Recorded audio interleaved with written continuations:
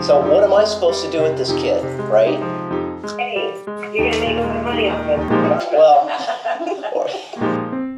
Welcome to the Geological Eras Tour. My name is Benjamin Moeller, and I'll be your host. You can support the show and all of the Parent-Teacher Guide to Paleontology on patreon.com/ptpaleo and on YouTube. Thanks for listening, and enjoy the show.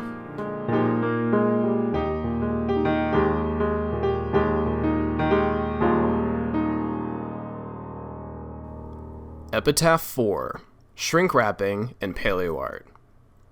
This is a really exciting topic, not just because it allows me to talk about some really wonky information about how extinct animals like dinosaurs are reconstructed. It also allows me to talk about how our understanding of these reconstructions have changed over time, how dinosaurs have changed in their depiction in pop culture over time, and it also gives me an excuse to complain a little bit about pop culture and things that loudmouths say on the internet, which is just my bread and butter. It makes me so happy to complain about complainers. So let's get into it. First, we need to define the term. So shrinkwrapping is a way that we would describe vintage paleoart. We're talking about definitely 20th century depictions of dinosaurs, and paleoart is not just depictions of dinosaurs the way that we actually see them, as bones, as impressions, and so forth, but as living creatures.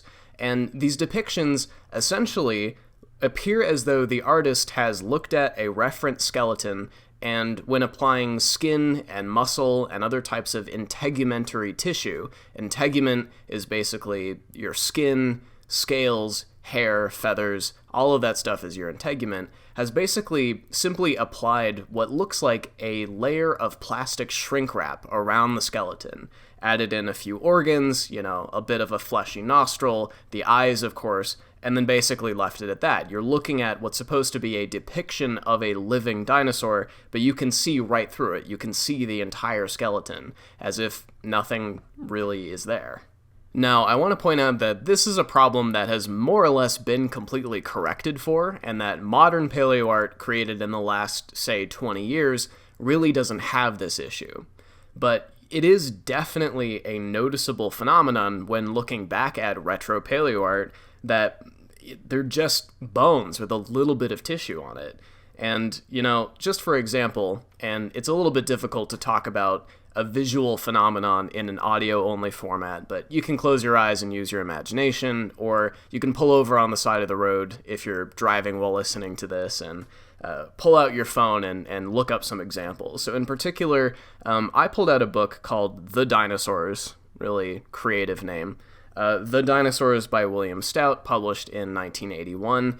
That's a visual sort of encyclopedia of dinosaurs. Goes into a lot of different aspects of their biology, depicts a bunch of different species, some of which would have been new at the time, and it's really, really noticeable here that I can just see the entire skeleton. I'm looking at, on the front page, it's got a picture of a Parasaurolophus, the famous duck-billed dinosaur, quote-unquote, that has a long backwards-facing crest, and this animal, again, looks just like a skeleton. I can see its shoulder blade, I can see the bumps of every single one of its vertebrae, I can see its hips pretty clearly, the forelimbs and the toes all look, pretty emaciated. It's almost as if these animals are depicted as being starving on the brink of death, or even a few days into shriveling and decaying after having expired. Now that right there is something I'd like to immediately point to as an explanation for why shrinkwrapping in paleoart was a phenomenon back in the day, because most of these extinct species are only known by their bones.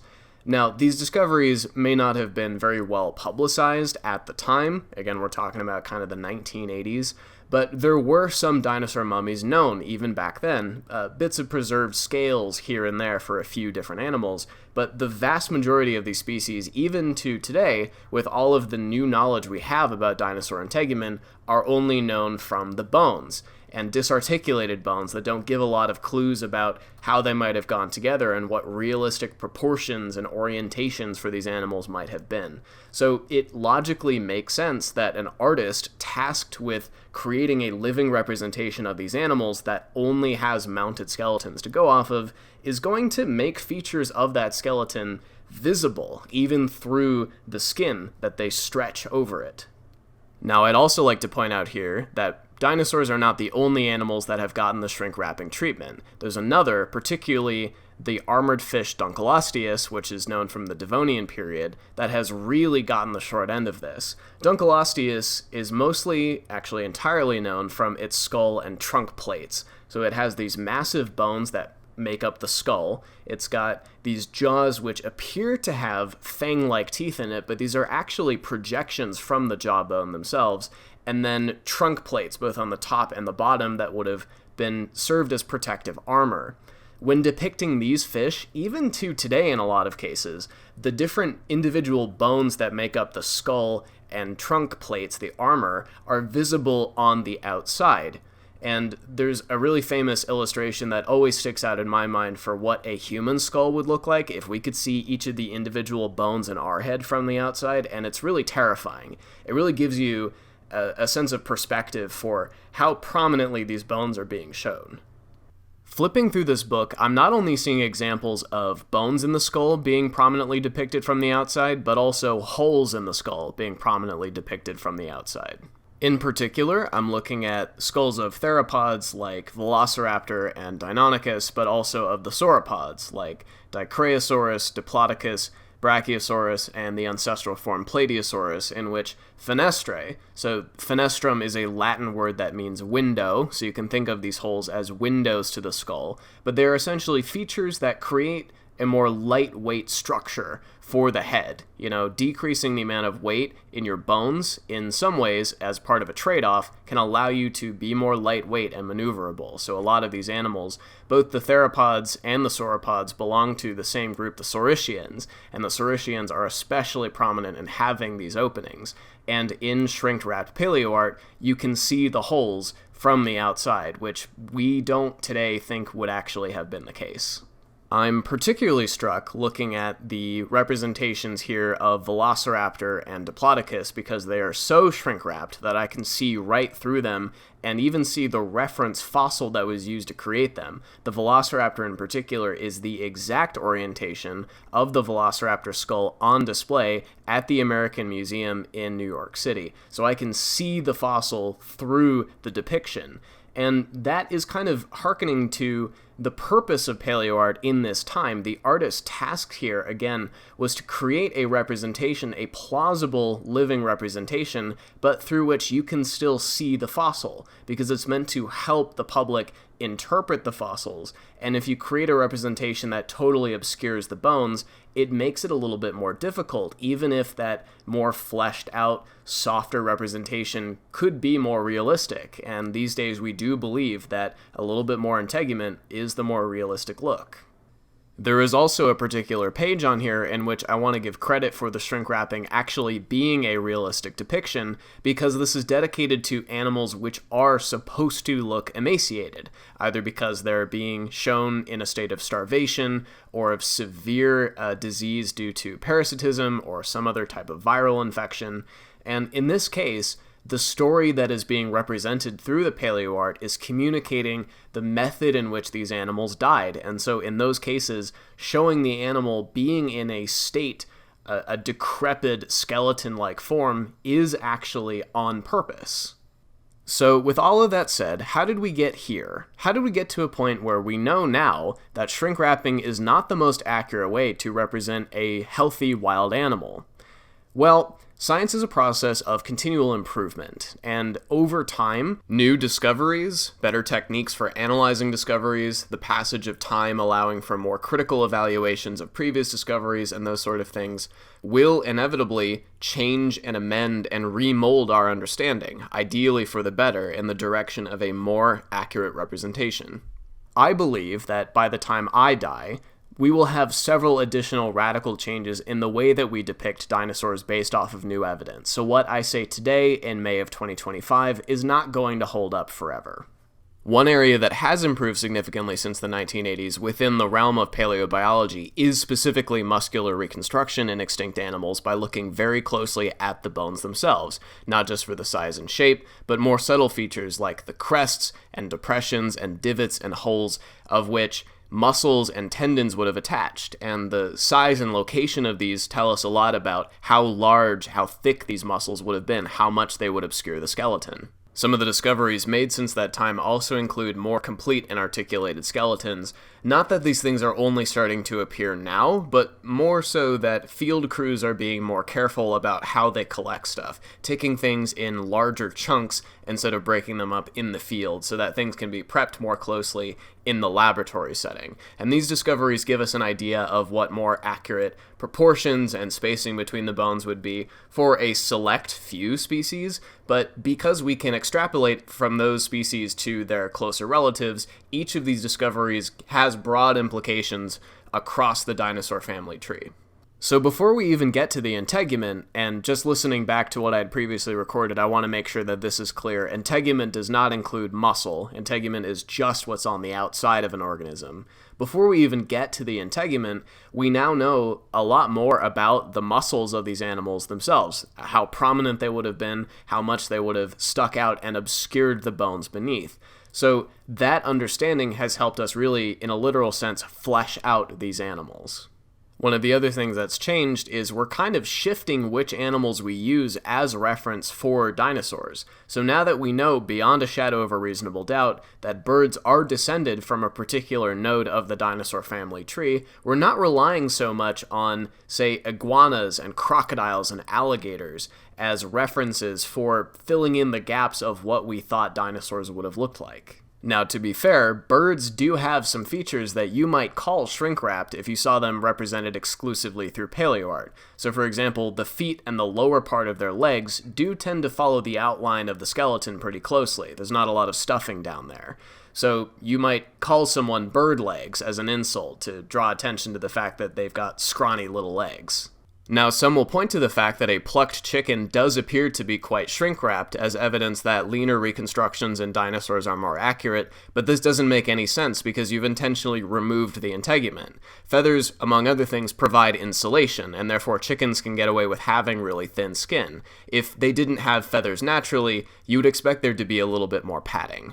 And, as another counterexample, you might pull up images of an iguana and see that while the skin around the skull tends to cling pretty closely to where the bones are, there's also a lot of loose skin, behind the head, at the throat, for example, so it's really not a clear-cut case. On many animals in the wild, there are inconsistencies as to where there might be subcutaneous fat deposits, where they might have loose skin, where they might have really taut skin. It's really ambiguous, and I want to emphasize that this is not a solved problem, and there is so much variety in nature that we should never assume things are just one way or the other in every single circumstance.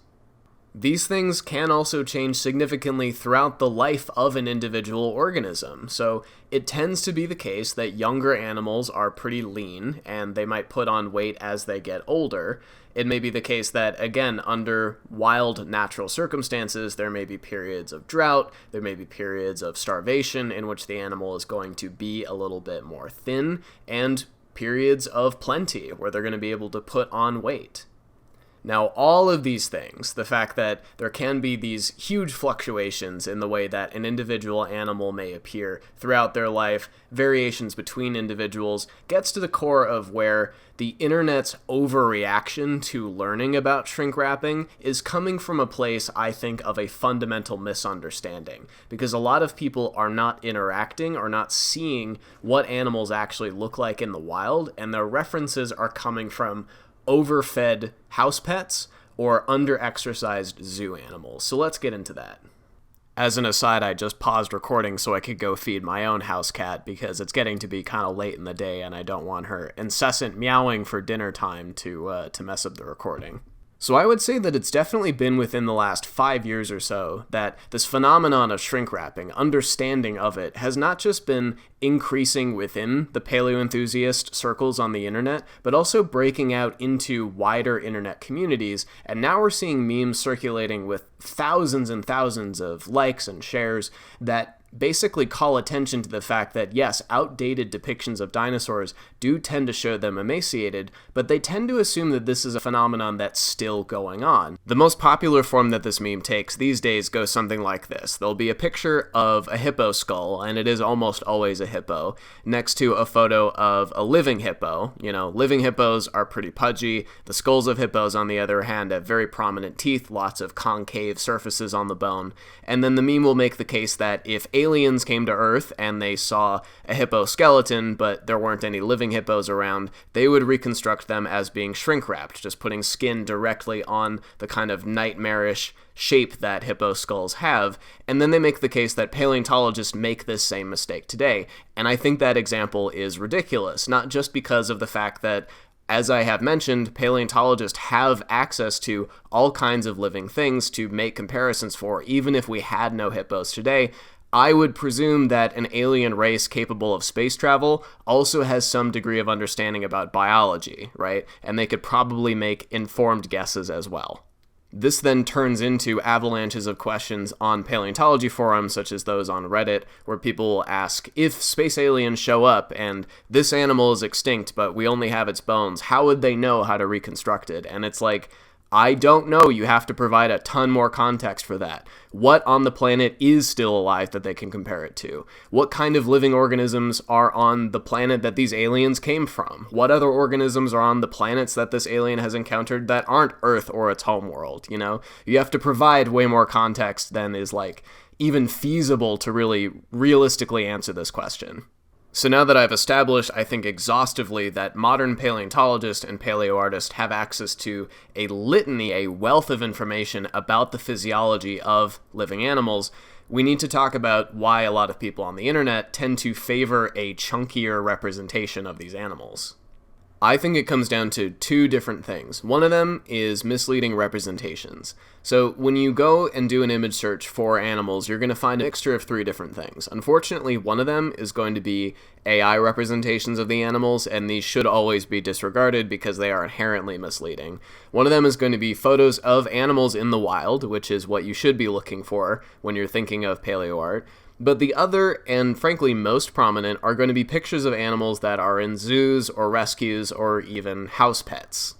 Animals in this last category are, for a lot of obvious reasons, going to be a bit more heavy set. They're living in controlled conditions where they're not having to work as hard for food, not having to work at all, really, for food. They've got a reliable source of calories, they're not really competing with other organisms, they're not needing to exercise. In a lot of cases, they can't exercise as much as they would in nature, so they're going to be a lot chunkier.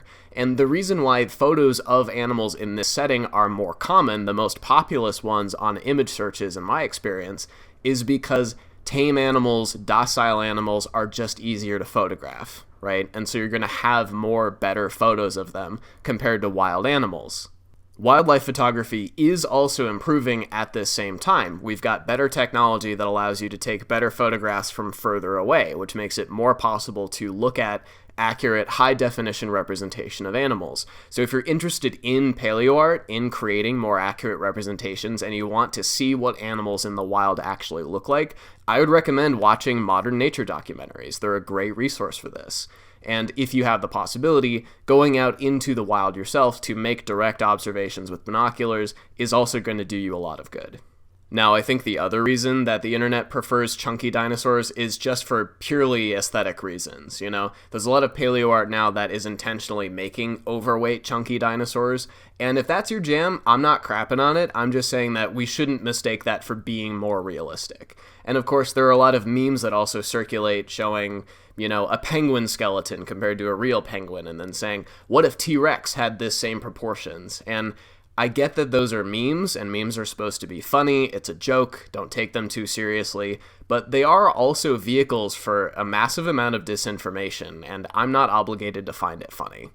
So to wrap up this discussion, shrinkwrapping in paleoart is a really interesting phenomenon in retro depictions of dinosaurs that we can use as an example to realize just how much the advancement of science is shifting our depiction of extinct animals, particularly dinosaurs, in popular culture. However, we need to be careful about how this is relayed in popular culture, and we should always push back when the fact that paleoart changes and science improves over time is used by anti-intellectuals as evidence that scientists can't be trusted, because, and I really have to hammer this home, the only reason we know that shrink wrapping is inaccurate today is because of the work of scientists. It is thanks to science that we can improve science itself. So please keep that in mind, and I'll see you next time.